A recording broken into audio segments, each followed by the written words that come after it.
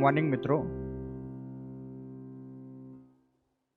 पर्यावरण एवं पारिस्थितिकी की क्लास में पुनः आपका स्वागत है। लास्ट 2 कक्षाओं में हम लोगों ने कुछ बेसिक बातें की थी पारिस्थितिकी विज्ञान के बारे में। सबसे पहले तो शुरुआती 5 मिनट तक उन बातों का रिवीजन, जिससे आपकी सारी बातें पीछे से यहाँ तक आकर लिंक हो जाएं। कुछ प्रश्न भी मैं मौखिक रूप से पूछूंगा, आप उसका जवाब लिखित रूप से कमेंट सेक्शन पर देंगे।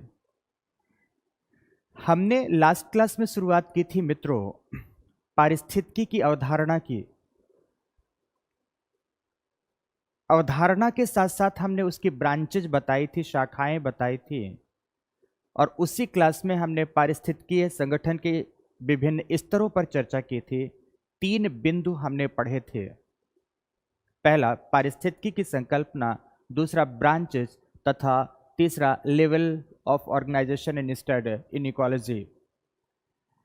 तो मित्रों, उसी क्रम में पारिस्थितिकीय संगठन के विभिन्न स्तरों के अध्ययन के क्रम में हमने बताया था कि सबसे छोटी इकाई के रूप में जीव का अध्ययन किया जाता है। क्रमिक रूप से बढ़ते हुए हम लोग बायोस्फीयर तक, जैव मंडल तक प्रवेश कर गए थे, जिसमें से प्रत्येक को इंडिपेंडेंटली पढ़ने के प्रयास के क्रम में हमने समझा था जीव क्या है। दूसरी बात हमने यहां पे समझी थी पारिस्थितिकीय जनसंख्या क्या है। तीसरी बात समझी थी पारिस्थितिकीय समुदाय क्या है। इन 3 पक्षों पर मित्रों हम लोगों ने बात की थी। जीव अर्थात इंडिविजुअल, पारिस्थितिकीय जनसंख्या अर्थात इकोलॉजिकल पॉपुलेशन, इसी को समष्टि के नाम से जानते हैं, और जीव को व्यष्टि के नाम से। और उसके बाद मित्रों हम लोगों ने पढ़ा था पारिस्थितिकीय समुदाय, इकोलॉजिकल कम्युनिटी। इन 3 सेक्शंस के बाद ऑर्गेनाइजेशनल लेवल पर ही हमारा चौथा पॉइंट्स आता है मित्रों, जो कि बहुत महत्वपूर्ण है, सर्वाधिक रूप से महत्वपूर्ण है, जिसे कहते हैं पारिस्थितिक तंत्र, जिसे कहते हैं इकोसिस्टम। तो मित्रों, इकोसिस्टम की कक्षा स्टार्ट करूं उससे पहले कुछ फैक्चुअल प्रश्नों को मैं पूछूंगा और आपको जवाब देना है। तो मित्रों चलो, सबसे पहला आप प्रश्न का जवाब दो। स्पीसीज की अवधारणा में, प्रजाति की अवधारणा में आनुवांशिक प्रजाति संकल्पना, जेनेटिक स्पीसीज कॉन्सेप्ट किसके द्वारा दिया गया था? जेनेटिक स्पीसीज कॉन्सेप्ट किसके द्वारा दिया गया था? दूसरा प्रश्न जल्दी से कमेंट सेक्शन पे आप मुझे लिख कर देंगे। दूसरा प्रश्न पूछ रहा हूं, अगर पादप वर्गों की प्रजातियों का निर्धारण करना है तो उसके लिए सर्वाधिक उपयोगी कौन सी संकल्पना साबित होगी? इसका जवाब देंगे मित्रों। तीसरा बताएंगे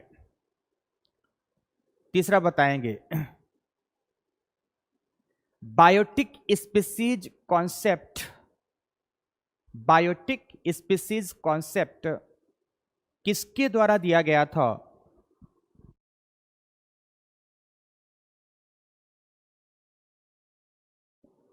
बायोटिक स्पीसीज कॉन्सेप्ट किसके द्वारा दिया गया था?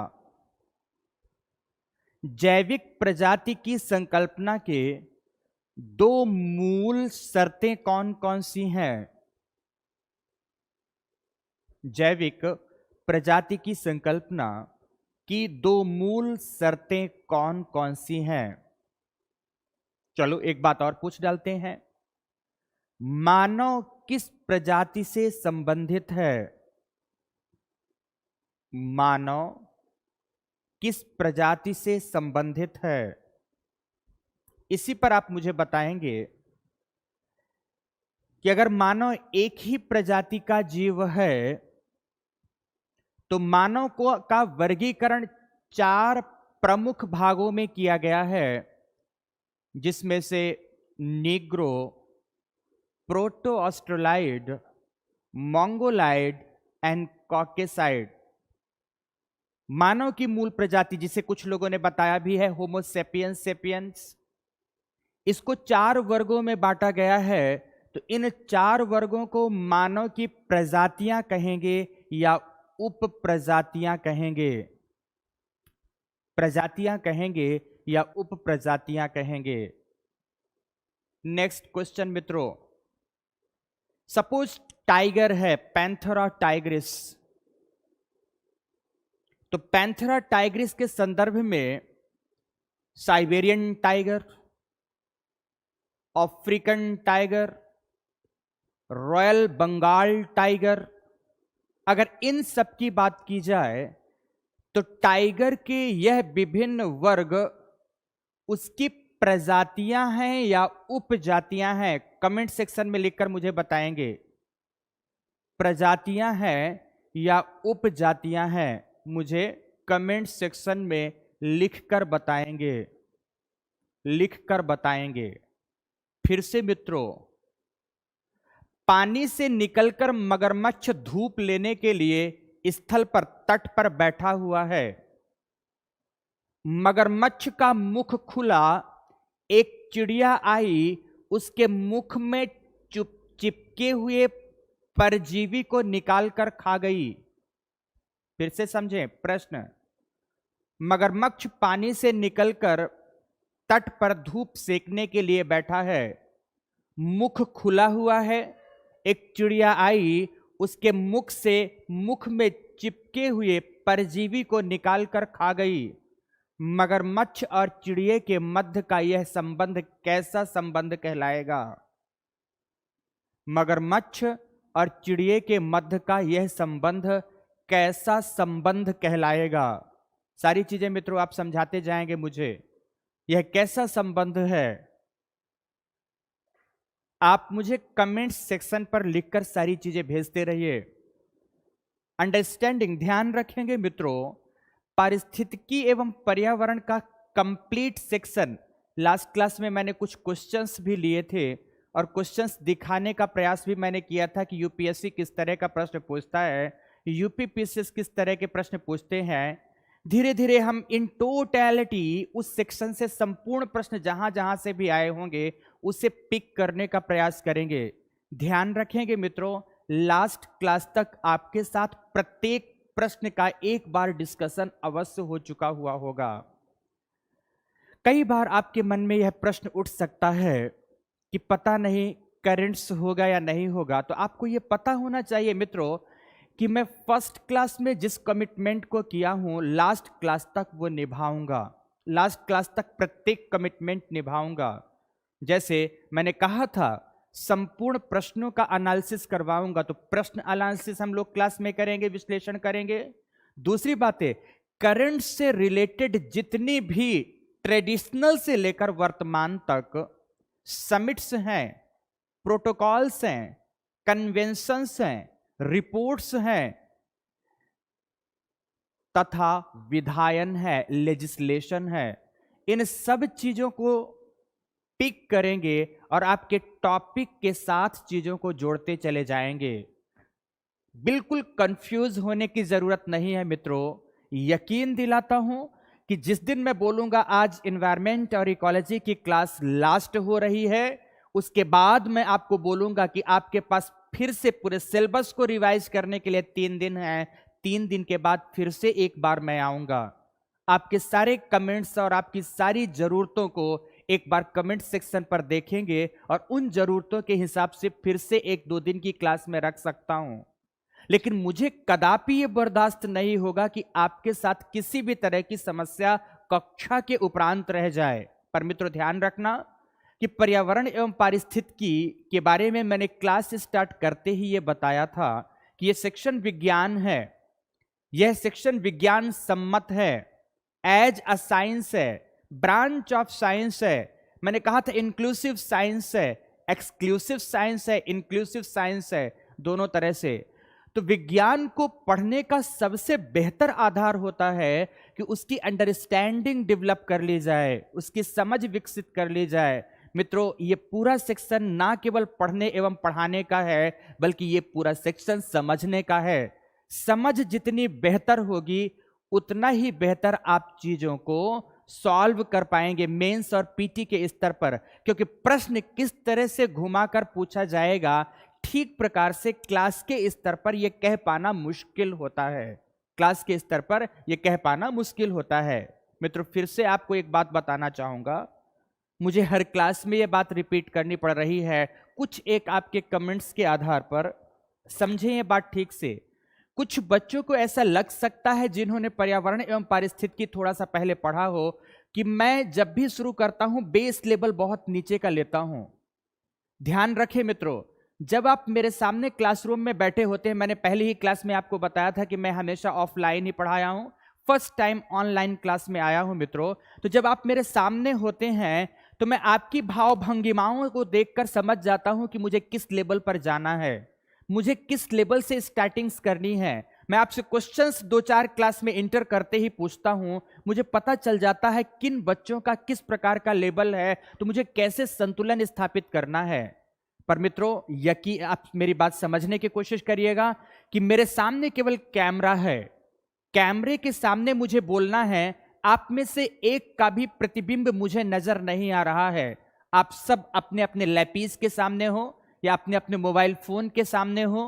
उस दशा में मुझे यह मानकर चलना होता है कि कुछ बच्चों को इसके बारे में कुछ भी नहीं पता, इसीलिए एक ही सेंटेंस को कई बार बोलना पड़ता है, इसीलिए एक ही बात को कई बार एम्फेसिस देकर समझाना होता है।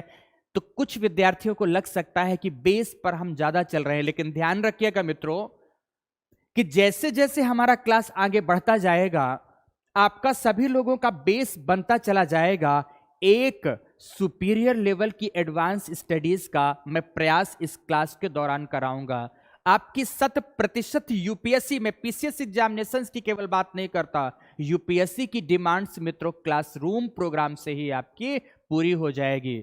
रही बात पुस्तकों के बारे में, तो मैंने पहली क्लास में समझाया था कि पुस्तकें आप चाहें तो अवश्य पढ़ें, लेकिन कोशिश करें पहले क्लास के स्तर पर चीजों को समझ लें। जब वो चीजें क्लास के स्तर पर समझ में आ जाएं, तब पुस्तक उठाएं और उस सेक्शन को ठीक से पढ़ पाएं। आपका समय बचेगा, आपकी पुस्तक से चीजें निकालने की जो क्षमता है वह बढ़ चुकी हुई होगी।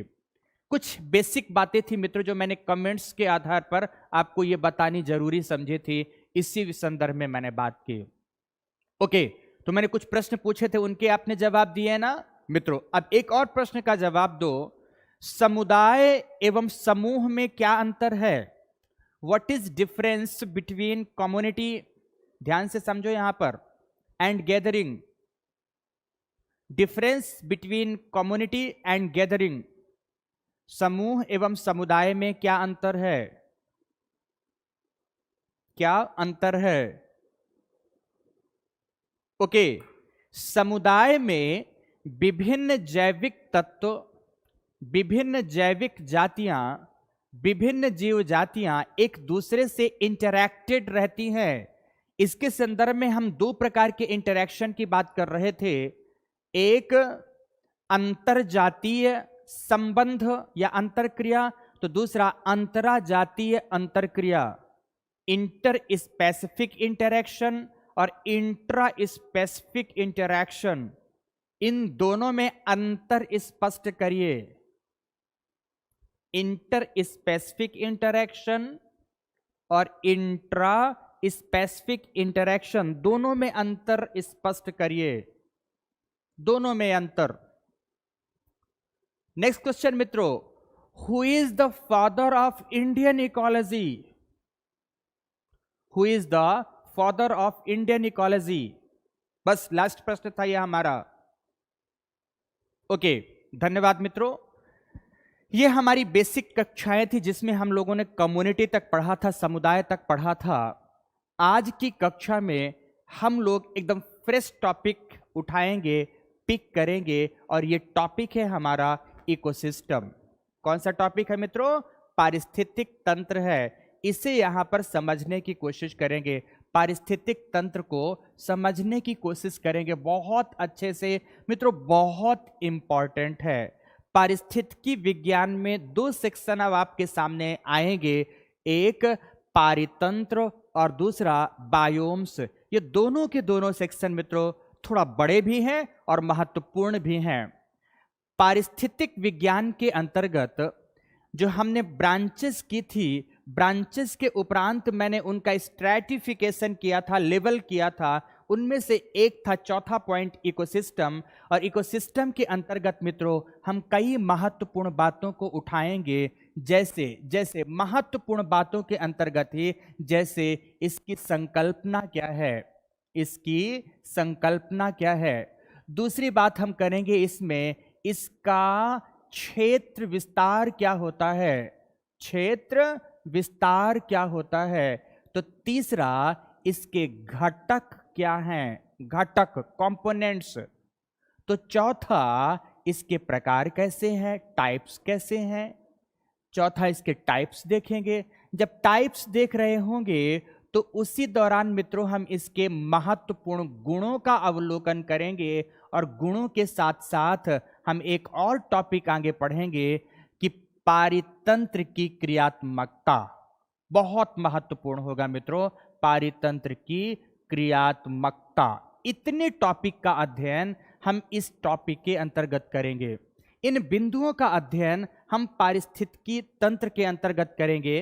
पारिस्थितिकी की संकल्पना, पारिस्थितिकी का क्षेत्र विस्तार, इसके घटक, इसके प्रकार, इसके गुणधर्म तथा पारितंत्र की क्रियात्मकता, इन बिंदुओं का अध्ययन हम टोटैलिटी में यहां पर करने का प्रयास करेंगे।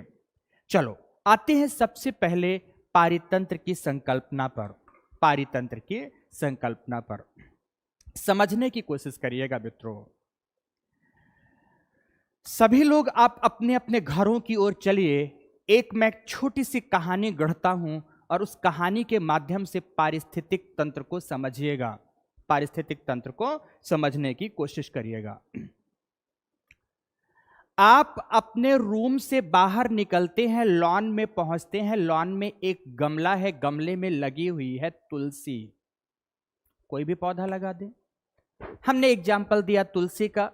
इस समय पर आपको पता है मित्रों, इम्यूनिटी डेवलपमेंट्स पर, कई सारी हर्ब्स पर महत्वपूर्ण फोकस किया जा रहा है, जिसमें से तुलसी का रस, तुलसी की पत्तियों को चबाना तथा तुलसी का काढ़ा, ये सब बड़ा महत्वपूर्ण पक्ष उभर कर सामने आ रहा है।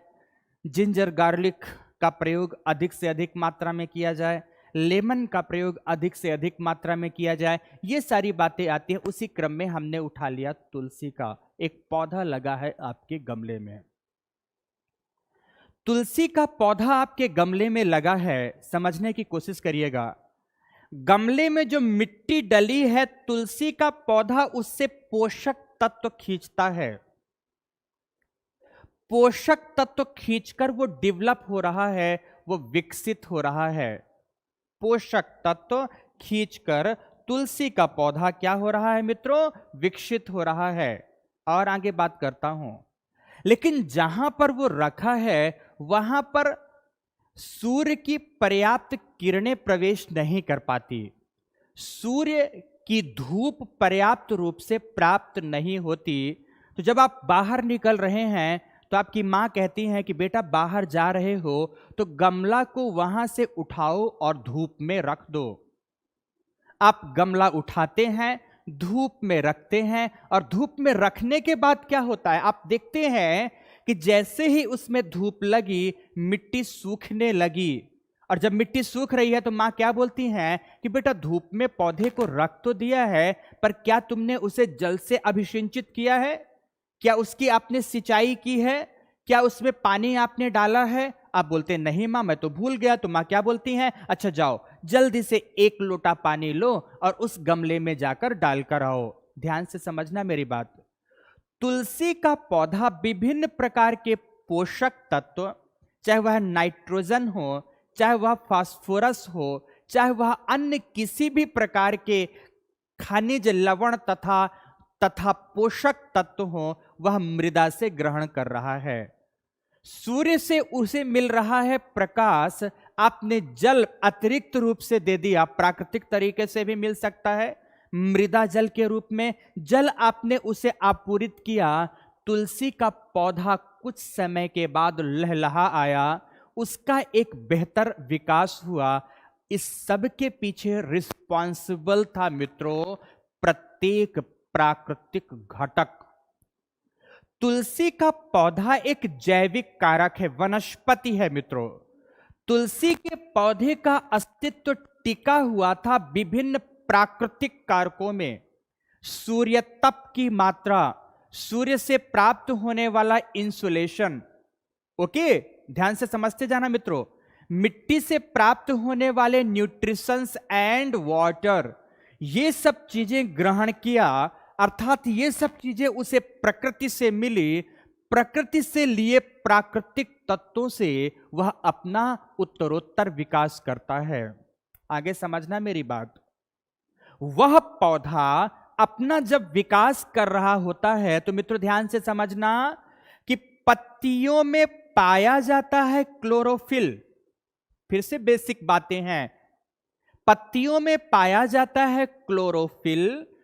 क्लोरोफिल सूर्य प्रकाश की उपस्थिति में वायुमंडल से कार्बन डाइऑक्साइड का तथा मृदा से जल का अवशोषण करता है तथा कार्बोज का निर्माण करता है, कार्बोहाइड्रेट्स का निर्माण करता है।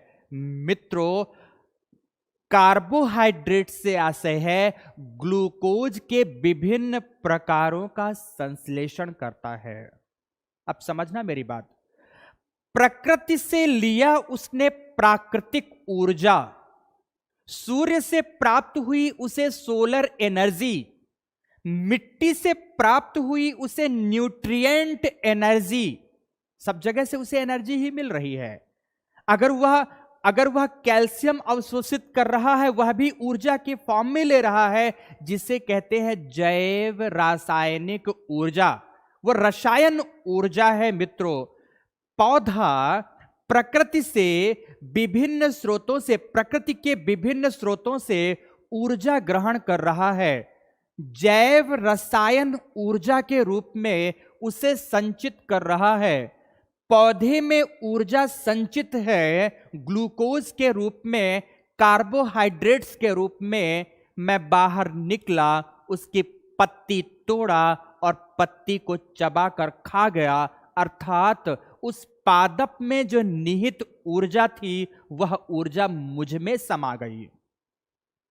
वह ऊर्जा क्या हो गई? मुझ में समा गई। चलो, मैं नहीं खाया, पास से गुजर रही थी एक गाय आई और तुलसी को खा गई। गाय गुजरते हुए जंगल की ओर बढ़ी। जैसे ही जंगल की ओर बढ़ी, एक बाघ आया, गाय को खा गया। तो ध्यान से समझो, प्रकृति से पादप वर्ग तुलसी का उदाहरण, प्रकृति से पादप वर्ग ने संचित की रासायनिक ऊर्जा खाद्य ऊर्जा के रूप में, कार्बोहाइड्रेट्स के रूप में, वह ऊर्जा उत्पादक था यहां पर तुलसी। वह ऊर्जा तुलसी से ट्रांसफर हुई गाय में, खाद्य ऊर्जा के रूप में, भोज्य ऊर्जा के रूप में, फूड एनर्जी के रूप में।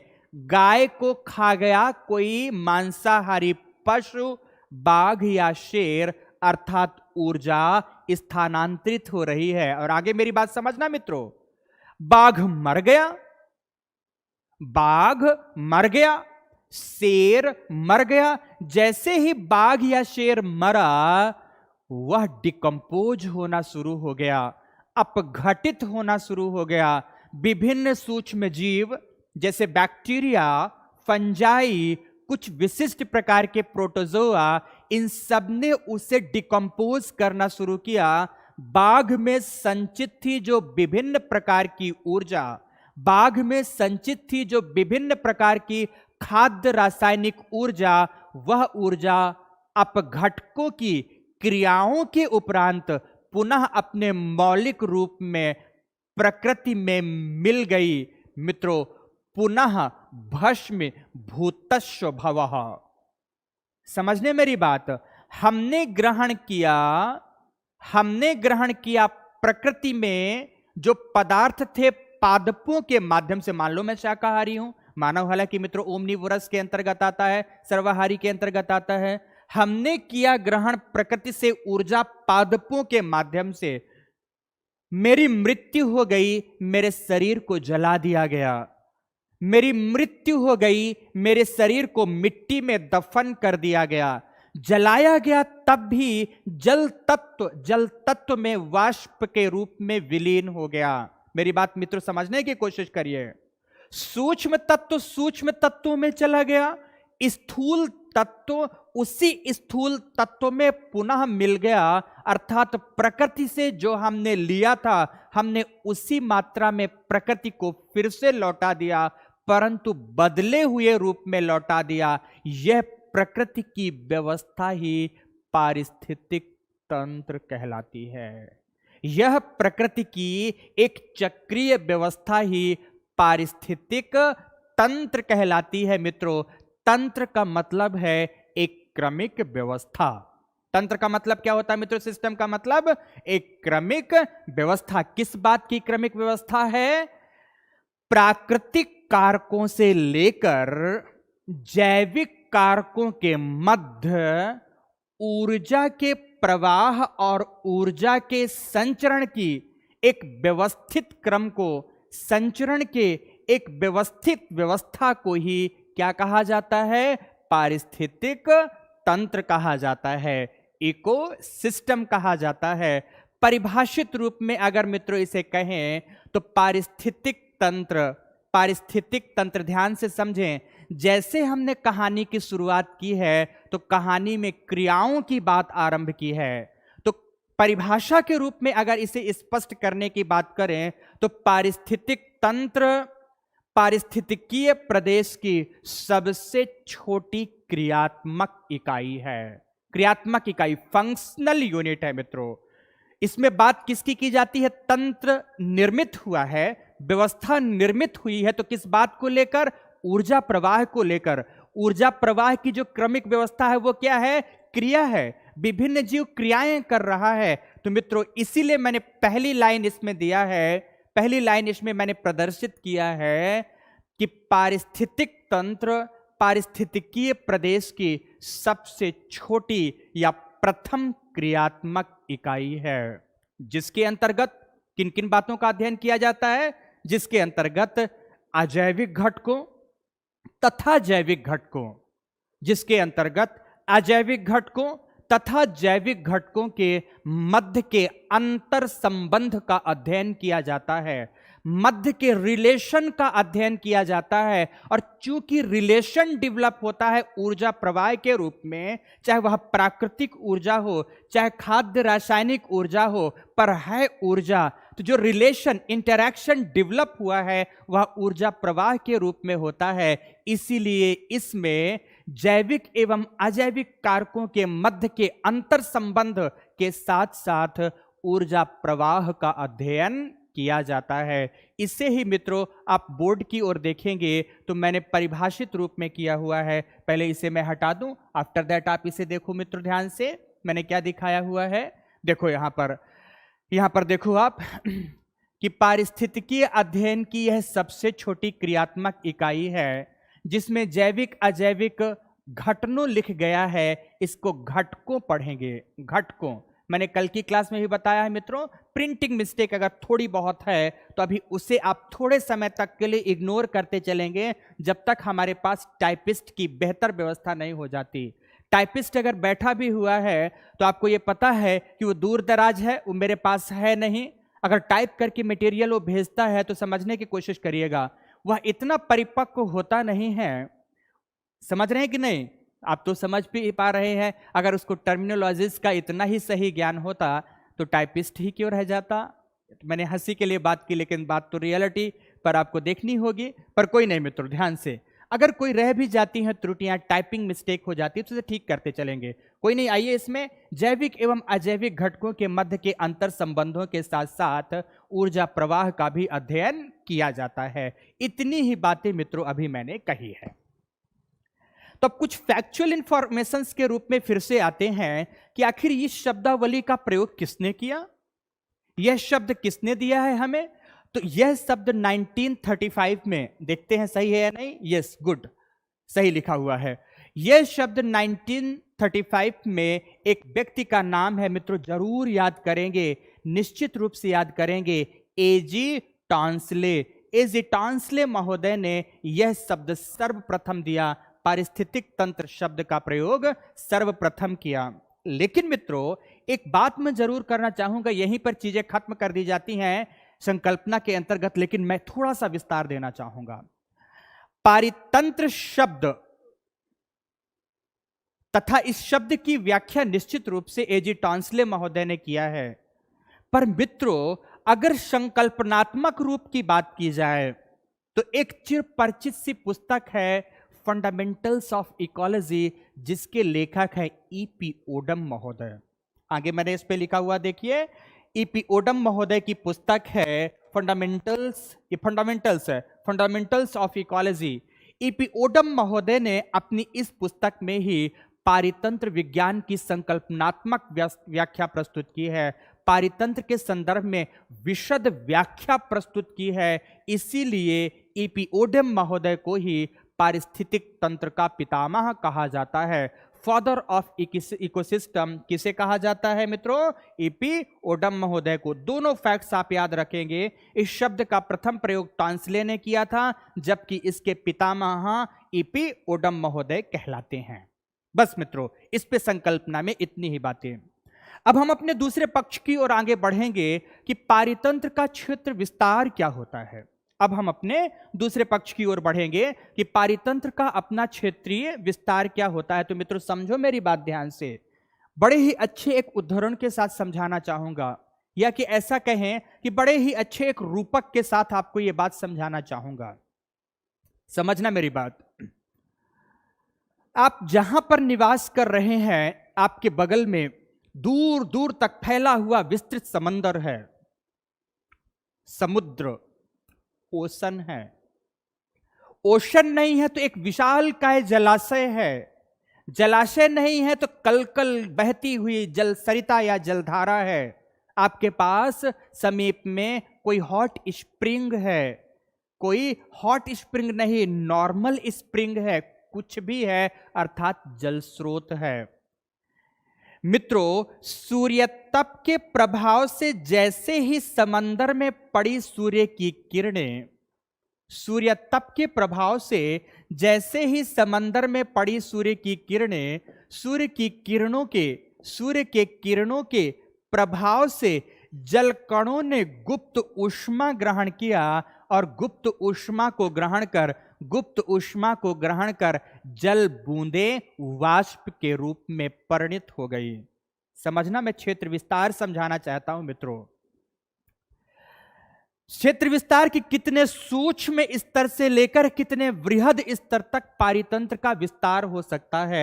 यहां पर जो आपको चित्र दिखाया गया है, इसमें विभिन्न प्रकार के बायोटिक एंड एबायोटिक कंपोनेंट्स और इन सब का समूह एक पारितंत्र के रूप में दिखाया गया है कि यहाँ स्थल खंड भी है, वनस्पतियां भी हैं, जलाशय भी है, विभिन्न प्रकार के सूक्ष्म जीव भी हैं, कुछ पक्षी वर्ग भी दिखाए हैं, कुछ बड़े जंतु वर्ग भी दिखाए हैं, ऑर्थोपोडा एंड रेप्टाइल्स भी दिखाया है। सब कुछ इस चित्र में दिखाया गया है मित्रों।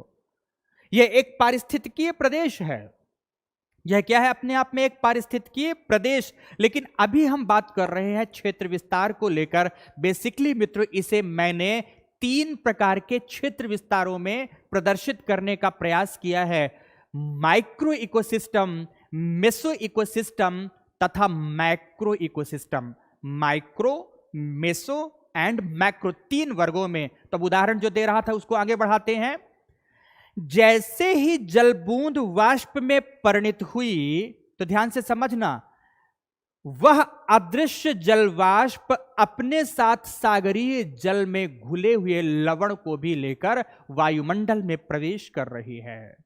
अर्थात उस अदृश्य जलकण में, जिसे आप जलवाष्प कह रहे हैं, उसमें लवण कण भी मिश्रित है।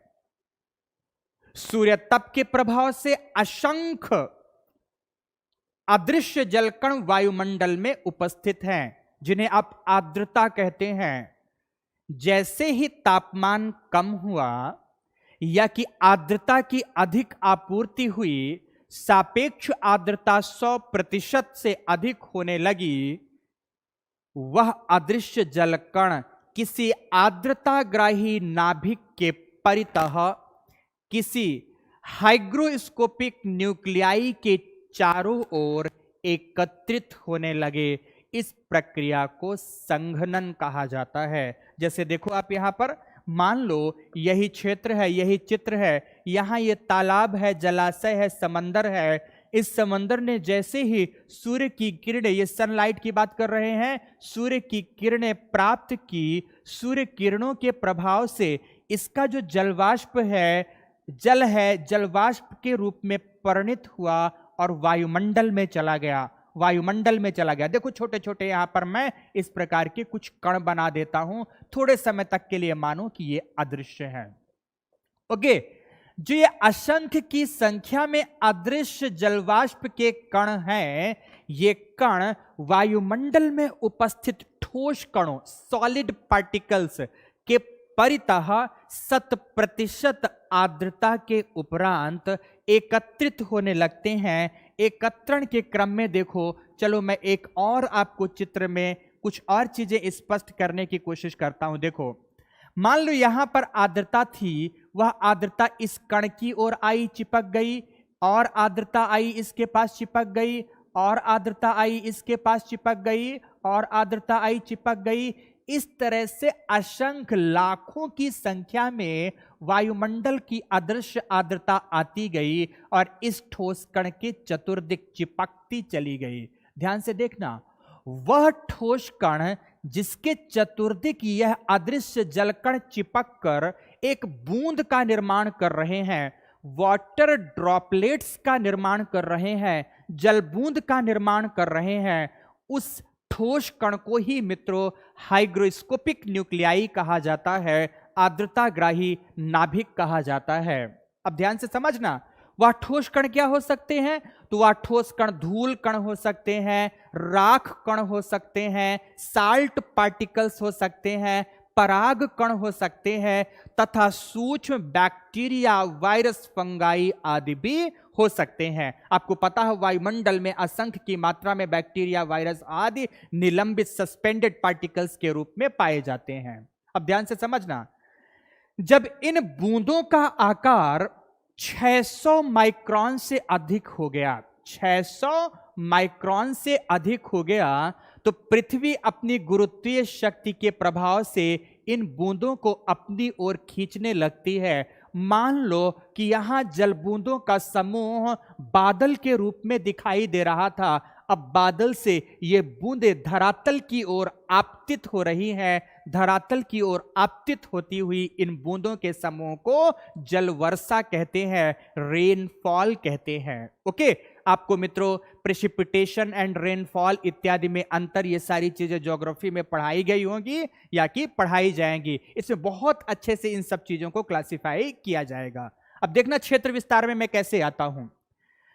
वायुमंडल के में उपस्थित बादलों से पृथ्वी के गुरुत्वीय शक्ति के प्रभाव से आपतित होती हुई जल बूंद, एक वाटर ड्रॉपलेट्स की बात करते हैं।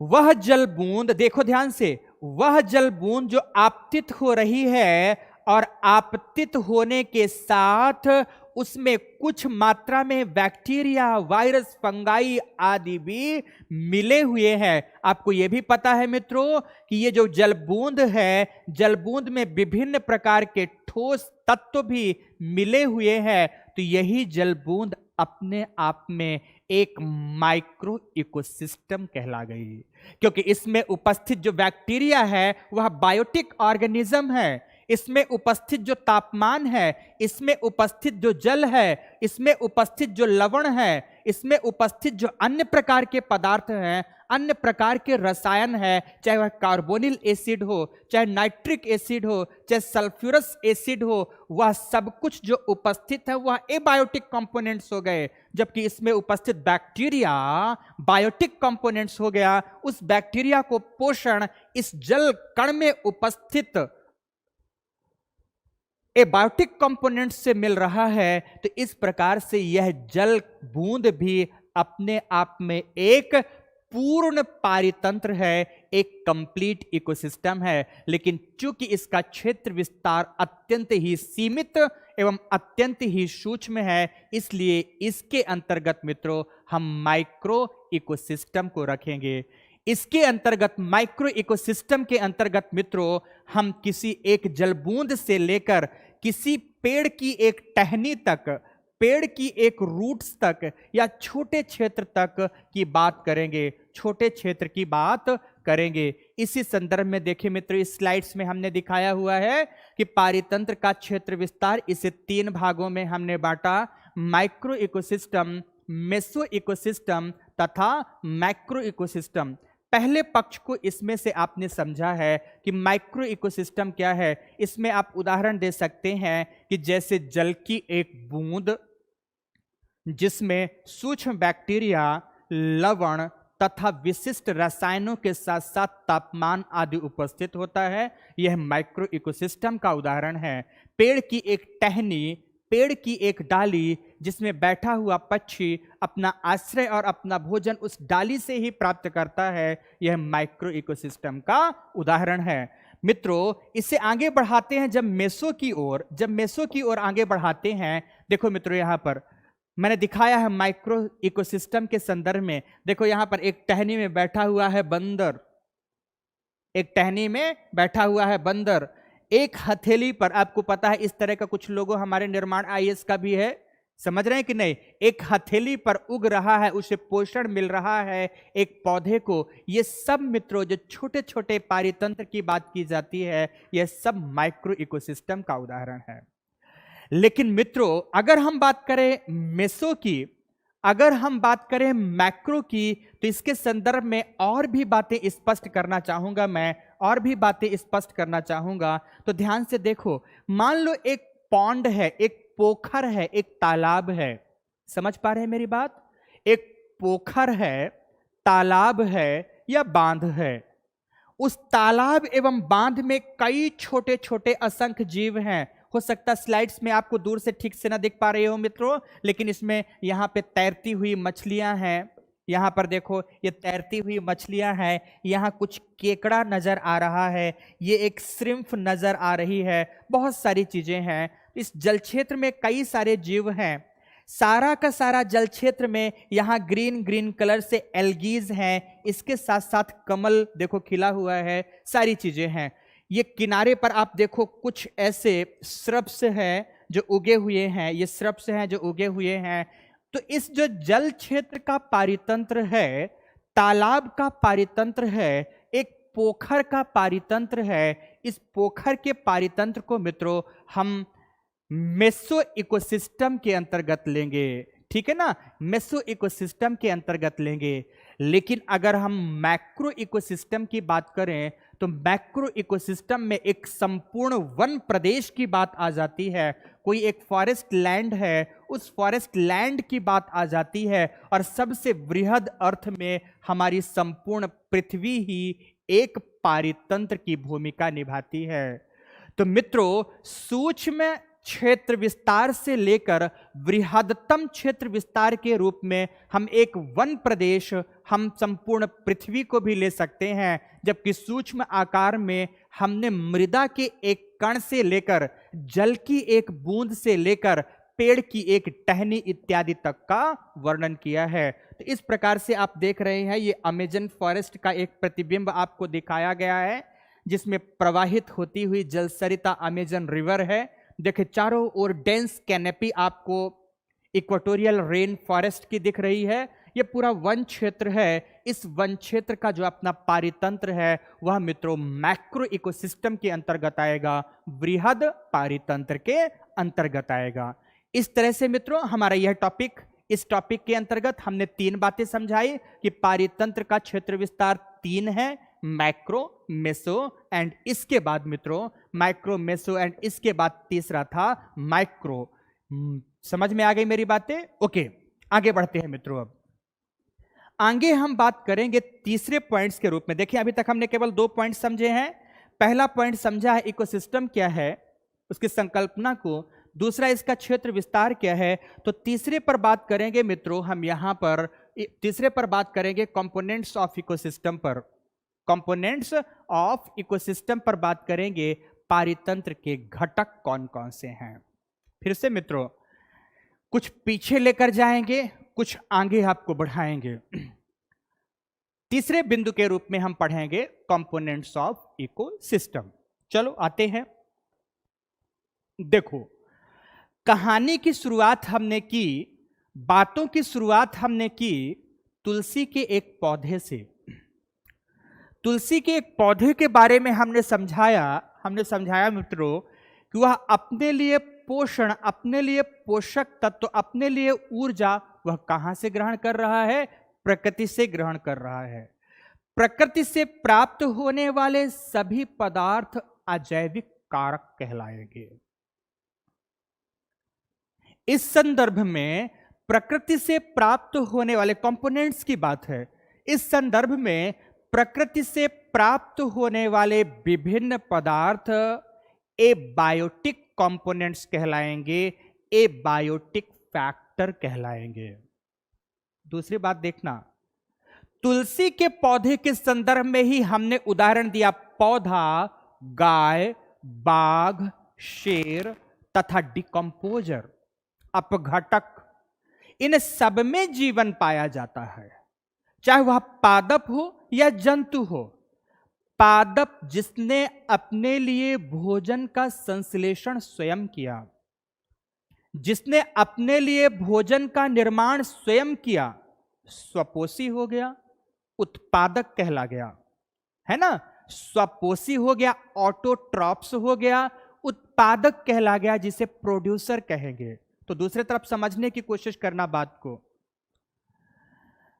जो अपने लिए स्वयं भोजन का संश्लेषण नहीं करता, बल्कि भोजन के लिए दूसरे जीवों पर निर्भर करता है, भोज्य ऊर्जा उसे अन्य जीवों से प्राप्त होती है, वह परपोषी हो गया, हेटेरोट्रॉप्स हो गया। यह समूह उपभोक्ता समूह कहलाता है।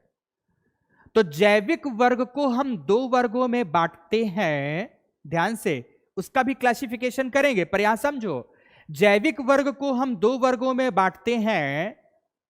बायोटिक कंपोनेंट्स के दो वर्ग में पहला है ऑटोट्रॉप्स, तो दूसरा है मित्रों हेटेरोट्रॉप्स। पहला है स्वपोषी तो दूसरा है परपोषी। स्वपोषी चूंकि भोजन का संश्लेषण स्वयं करता है, इसलिए उसे उत्पादक कहते हैं, जबकि परपोषी अपने भोजन के लिए दूसरे जीवों पर निर्भर करता है, इसलिए उसे क्या कहा जाता है? उसलिए क्या कहा जाता है? उपभोक्ता, कंज्यूमर कहा जाता है। देखो फिर से मित्रों और ध्यान से समझो, कंपोनेंट्स ऑफ इकोसिस्टम्स को मित्रों हम बेसिकली तीन भागों में बांटना चाहिए, लेकिन यहां पर दो भागों में बांटकर मैं दिखा रहा हूं। तीन वर्गों में कौन कौन से वर्ग बांटकर दिखाने हैं? तो पहला मित्रों ध्यान से समझना, पहला है एबायोटिक कंपोनेंट्स या एबायोटिक फैक्टर, जिनमें जीवन नहीं पाया जाता, जिनमें जीवन नहीं पाया जाता। और एबायोटिक कंपोनेंट्स को भी मित्रों हम फिर से दो भागों में बांट देते हैं। एबायोटिक कंपोनेंट्स को दो भागों में बांटते हैं। पहला कहला जाता है एबायोटिक का पार्ट भू भौतिक तत्व। पहला क्या कहला जाता है? भू भौतिक तत्व, तथा जिसे भू भौतिक कारक भी कह सकते हैं, तथा दूसरा रासायनिक कारक। फिर से बोलूंगा मैं बात को, यहां पर जो क्लासिफिकेशन दिया है उसे बाद में मैं एक्सप्लेन करूंगा, पहले पूरी बात को समझ लो। एबायोटिक कंपोनेंट्स के अंतर्गत दो प्रकार के वर्ग आते हैं। एक विभिन्न प्रकार के भूभौतिक तत्व आएंगे, तो दूसरा विभिन्न प्रकार के रासायनिक कारक आएंगे। विभिन्न प्रकार के क्या आएंगे? रासायनिक कारक। इन दोनों के संदर्भ में मित्रों जीवन नहीं पाया जाता, बट जीवन के मूलभूत आधार हैं। इनकी उपस्थिति से ही जीवन की उत्पत्ति होती है। दो तत्व, एक भौतिक या भूभौतिक, तो दूसरा रासायनिक कारक। तो भौतिक या भूभौतिक कारकों में क्या आ सकता है? सबसे सरल से लेकर आप थोड़ी से उच्चता की ओर बढ़ो, सबसे प्रथम सूर्य तप की मात्रा या सनलाइट, सूर्य का प्रकाश, पहला बिंदु। सूर्य के प्रकाश से प्राप्त हुआ तापमान, तो दूसरा बिंदु। ध्यान से, इसके प्रभाव से निर्मित हुई मृदा, तो तीसरा बिंदु। धरातल में उपस्थित है जल तथा वायुमंडल में उपस्थित है आर्द्रता, तो वायुमंडल, जल, आर्द्रता इत्यादि समस्त चीजों को मिलाकर भूभौतिक कारक कहा जाता है। मित्र, इसके अंतर्गत गुरुत्वीय शक्ति, वायुमंडलीय दाब इत्यादि को भी सम्मिलित करते हैं। फिर से, एबायोटिक कंपोनेंट्स में जो भौतिक कारक है उसमें सूर्य तप, इंसुलेशन जिसे कहते हैं, वायुमंडलीय तापमान, वायुमंडलीय गैसें, वायुमंडलीय आर्द्रता, वायुमंडलीय दाब, मृदा तथा इसके साथ साथ गुरुत्वीय शक्ति, गुरुत्वीय बल, अल्टीट्यूड, ऊंचाई आदि को सम्मिलित करते हैं। ऊंचाई को भी यहां पर भूभौतिक कारकों के अंतर्गत मित्रों हम सम्मिलित करेंगे। तो एक पक्ष हो गया भूभौतिक कारक, इन सब का प्रभाव जीवों पर कैसे पड़ेगा हम एक एक करके मित्रों चर्चा करेंगे, एक एक करके चर्चा प्रस्तुत करेंगे। तो दूसरे पक्ष पर हम बात करेंगे रासायनिक कारक की, केमिकल फैक्टर्स की बात करेंगे। तो आपको पता है मित्रों, रासायनिक कारकों को हम दो वर्गों में बांटते हैं। पहला, रासायनिक कारकों के दो वर्ग में समझो, पहला कार्बनिक रसायन, तो दूसरा अकार्बनिक रसायन। पहला कार्बनिक रसायन, तो दूसरा अकार्बनिक रसायन। तो कार्बनिक रसायनों में मित्रों आते हैं विभिन्न प्रकार के कार्बोहाइड्रेट्स, प्रोटीन, लिपिड या वसा तथा ह्यूमस। कार्बनिक रसायन के अंतर्गत कौन कौन से आ जाएंगे?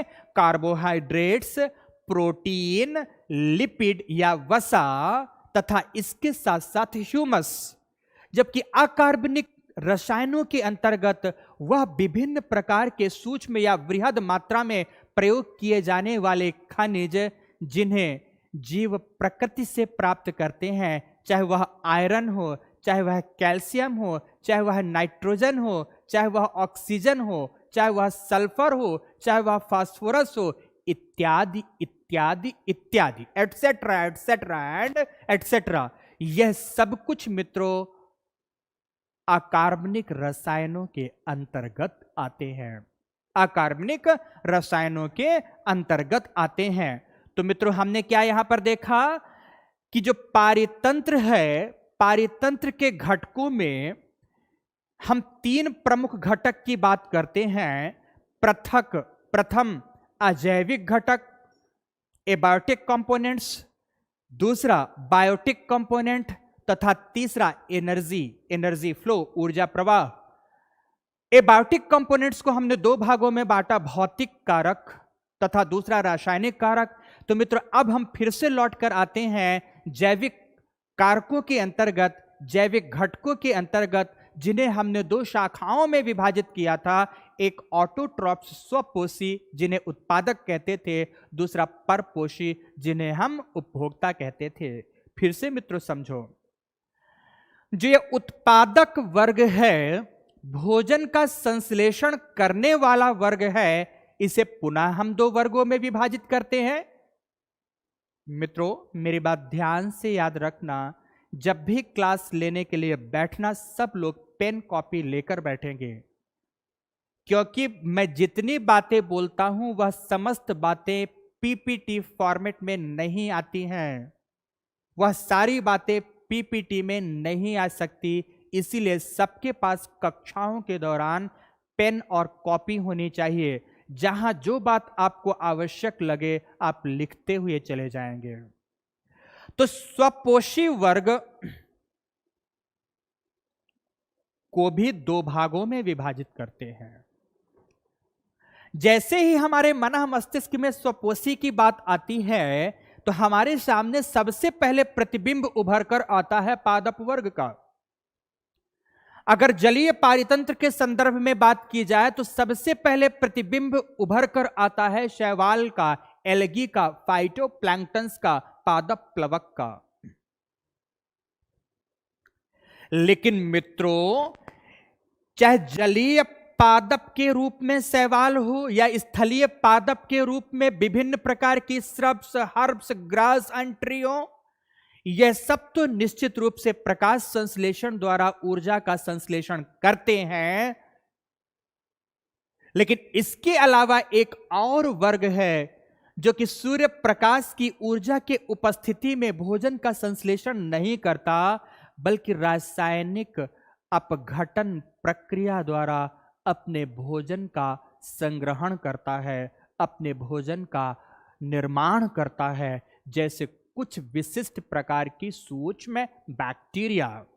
तो ध्यान से, सूर्य प्रकाश की उपस्थिति में ऊर्जा का संश्लेषण करने की क्रिया फोटो ऑटोट्रॉप्स कहलाती है। फोटो ऑटोट्रॉप्स कहलाती है। यह जीव फोटो ऑटोट्रॉप्स कहलाते हैं। तो दूसरे तरफ मित्रों, वह जीव जो रासायनिक संश्लेषण प्रक्रिया से अपना खाद्य संग्रहण करते हैं, अपने लिए खाद्य पदार्थों का निर्माण करते हैं, उन्हें कीमो ऑटोट्रॉप्स कहा जाता है, रसायन संश्लेषी जीव कहा जाता है। उत्पादकों के दो वर्ग हुए, photoautotrophs and chemoautotrophs. प्रकाश संश्लेषी तो दूसरा रसायन संश्लेषी या रासायनिक संश्लेषी। दो प्रकार के वर्ग। प्रथम में उदाहरण मैंने दिया विभिन्न प्रकार के पादप वर्ग तथा जलीय शैवाल का। तो दूसरे में हमने उदाहरण दिया कुछ सूक्ष्म बैक्टीरिया का, जो कि सागर की गहराइयों में प्राप्त होती है, अंधकार भरे स्थल मंडल के किसी कमरे या कोने में प्राप्त होती है। ऐसी बैक्टीरिया भी अपने लिए भोजन का संश्लेषण स्वयं करती है। पहला वर्ग फिनिश हुआ इसमें से, बायोटिक कंपोनेंट्स में से।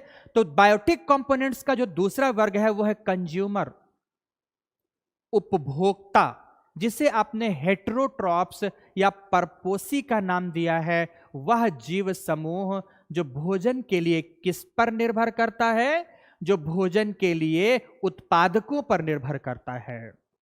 तो मित्रों, आकार प्रकार के आधार पर तथा पारितंत्र में भूमिका के आधार पर इन्हें हम पुनः दो वर्गों में बांट देते हैं। पहला मैक्रो कंज्यूमर तो दूसरा माइक्रो कंज्यूमर। मैक्रो विस्तृत बड़ा, माइक्रो छोटा लघु। दो प्रकार का कंज्यूमर हो गया, पहला मैक्रो कंज्यूमर तो दूसरा माइक्रो कंज्यूमर। वृहद उपभोक्ता तो सूक्ष्म उपभोक्ता। उपभोक्ता के भी दो वर्ग मैंने बनाए, हेटेरोट्रॉप्स के भी मैंने दो वर्ग बनाए। तो वृहद उपभोक्ता के अंतर्गत मित्रों विभिन्न प्रकार के जीव आते हैं। विभिन्न पोषण स्तरों में उपस्थित जीवों का समूह आता है। तो कैसे कैसे इसे समझने की कोशिश करना मित्रों। इसमें तो पता नहीं मैंने कितना दिया है, देख लेते इसमें कितना दिया है। Yes, this one. इसमें छोटी सी चीजें, कुछ बातें दी हुई है पीपीटी में, कुछ बातें नहीं है। तो कोई बात नहीं, मैं अपेक्षा कर रहा हूं कि आप लोग जरूर लिखते हुए चलेंगे। जो यहां पर मिल रहा है उसे निश्चित रूप से आप डाउनलोड कर सकते हैं, देख सकते हैं, लेकिन उसके अलावा जो अतिरिक्त बातें हैं उसे साथ साथ में लिखते हुए चले जाएंगे। तो मित्रों ध्यान रखना कि जो हमारा हेटेरोट्रॉप्स समूह है, हेटेरोट्रॉप्स को दो वर्गों में बांटते हैं। और दो वर्गों में से कौन कौन से वर्ग आते हैं? पहला सा है मैक्रो कंज्यूमर और दूसरा है माइक्रो कंज्यूमर।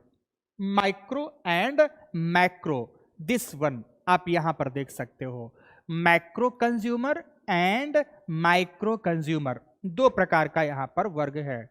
वृहद उपभोक्ता और सूक्ष्म उपभोक्ता। देखो मित्रों यहां ध्यान से, यहां पर देखो ध्यान से कि पुनः हम पारितंत्र में जीवों की भूमिका को लेकर, पारितंत्र में ऊर्जा प्रवाह की भूमिका को लेकर हम विभिन्न जंतु समूहों को अलग अलग वर्गों में विभाजित करते हैं। सबके बारे में मित्रों आपको स्वयं साथ साथ लिखते चलना है, मेरी बातें सुनते हुए।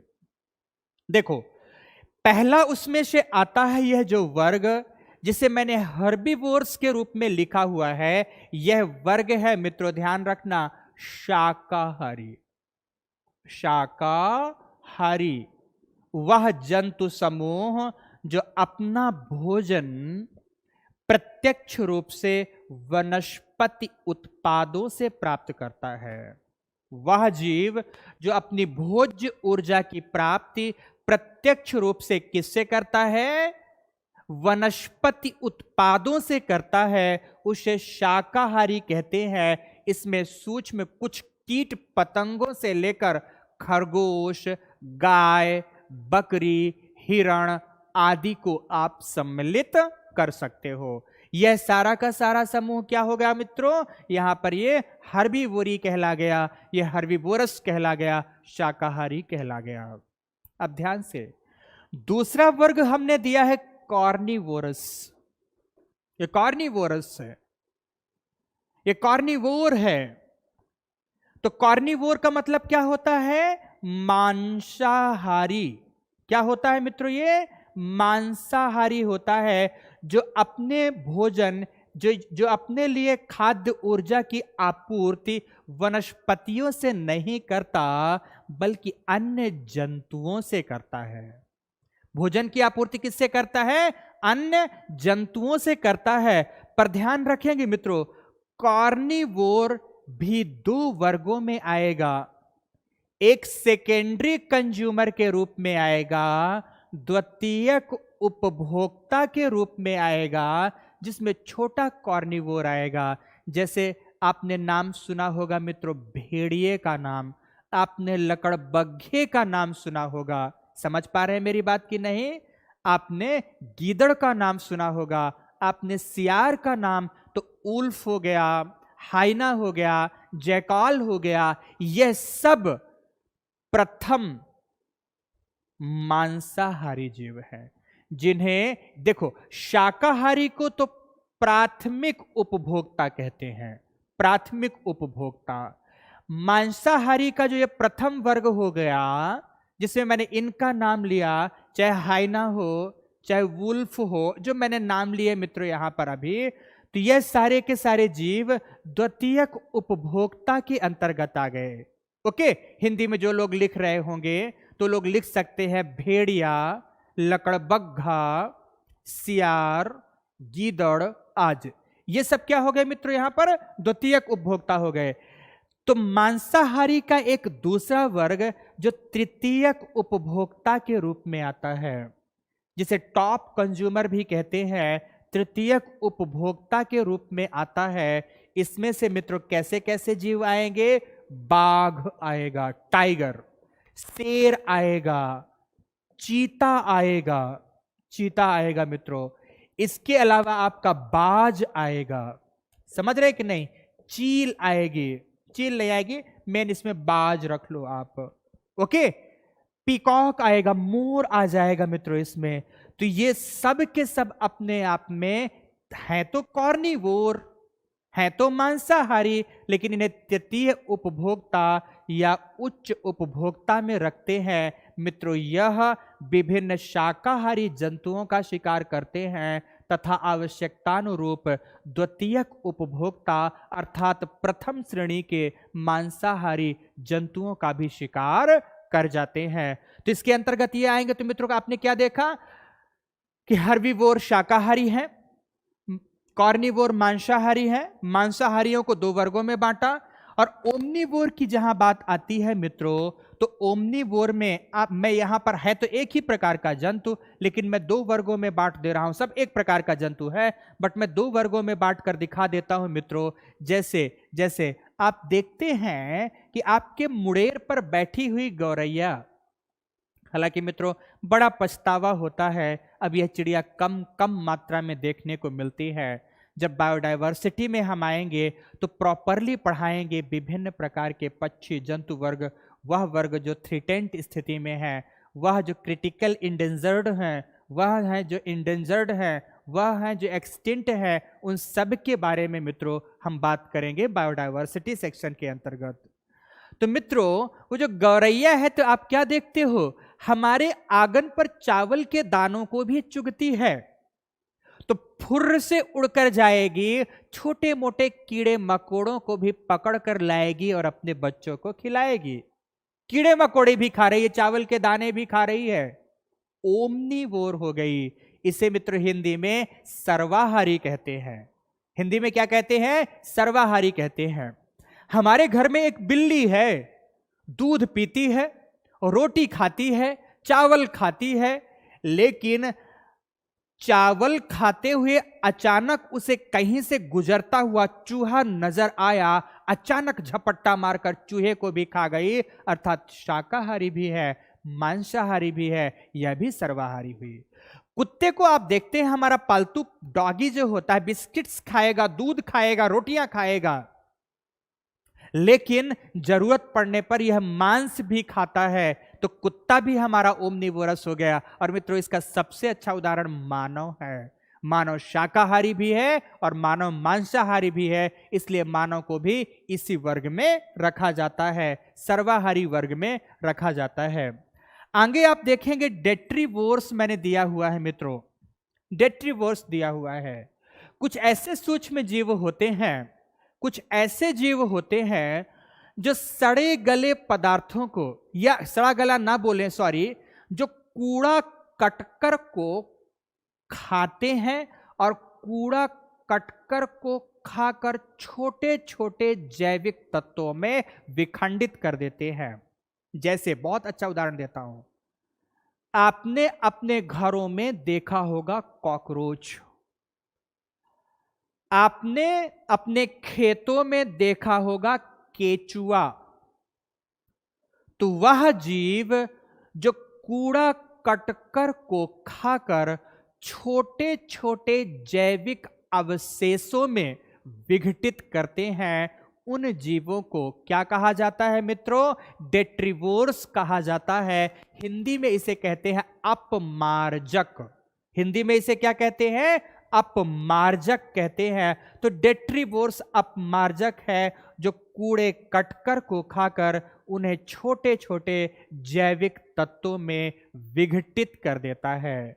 ध्यान से मित्रों, आगे मैं आपको समझाऊंगा कि क्या डिफरेंस है डिकम्पोज करने में और क्या डिफरेंस है डेट्रीवोर्स की क्रियाओं पर, यह आप आगे समझेंगे जस्ट फ्यू मिनट्स बाद। ओके, आगे आते हैं मित्रों। नेक्स्ट हमारा मैक्रो कंज्यूमर के अंतर्गत आता है स्कैवेंजर। इसको हिंदी में बोलते हैं मृतोपजीवी।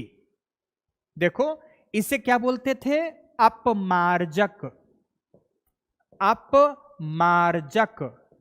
इसे बोलते हैं मृतोपजीवी, मृतोपजीवी। मृतोपजीवी का मतलब क्या हो गया कि वह जीव जो मृत अवशेषों को भोजन के रूप में प्रयोग करता है, वह जीव जो मृत अवशेषों को भोजन के रूप में, मृत जैविक अवशेषों को भोजन के रूप में प्रयोग करता है। इसका सबसे अच्छा उदाहरण आपके सामने मित्रों गिद्ध का है, वल्चर का है। इसका सबसे अच्छा उदाहरण आपके सामने कौन है, गिद्ध का है। मित्रों आपको यह भी पता है कि गिद्ध की संख्या धीरे धीरे घट रही है। घटने का कारण डाइक्लोफेनेक नामक रसायन है। उस डाइक्लोफेनेक का प्रभाव इस पर कैसे पड़ता है, इसकी संख्या में उत्तरोत्तर कमी क्यों आती चली गई, इस टॉपिक को हम लोग पढ़ेंगे मित्रों। आपके साथ एक टॉपिक मेरा आएगा बायो मैग्निफिकेशन।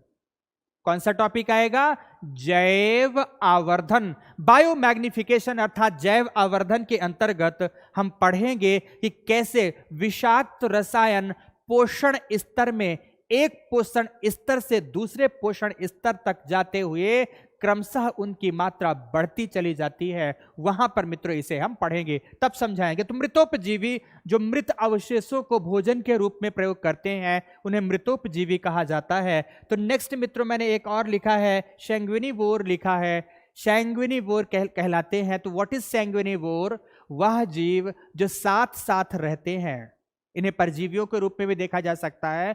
वह जीव जो साथ साथ रहते हुए होस्ट से ही अपने भोजन की आपूर्ति करते हैं, साथ में हैं और जो उनका होस्ट जीव है उसी से भोजन की आपूर्ति करते हैं, उसे क्या कहा जाता है? सैंग्विनिवोर कहा जाता है। जैसे बहुत सरल उदाहरण दो, हमारे सिर में जूं पड़ा हुआ है, आपके सिर में जूं पड़ा हुआ है, हमेशा आपके साथ रहता है, हमेशा आपके साथ रहता है, आपका खून पीता है, आपसे ही अपना जीविकोपार्जन करता है। तो इस प्रकार के जीवों को ही सैंग्विनिवोर कहते हैं। अब बड़े सरलता से अगर समझने की कोशिश करो तो वह जीव जो साथ साथ संग रहता हो और भोजन की आपूर्ति अपने होस्ट से ही करता हो, उसे सैंग्विनिवोर कहते हैं। तो लास्ट मित्रों आता है, मैंने मैक्रो कंज्यूमर के अंतर्गत इतने वर्ग बताए, तो लास्ट आता है माइक्रो कंज्यूमर, सूक्ष्म जीव आते हैं।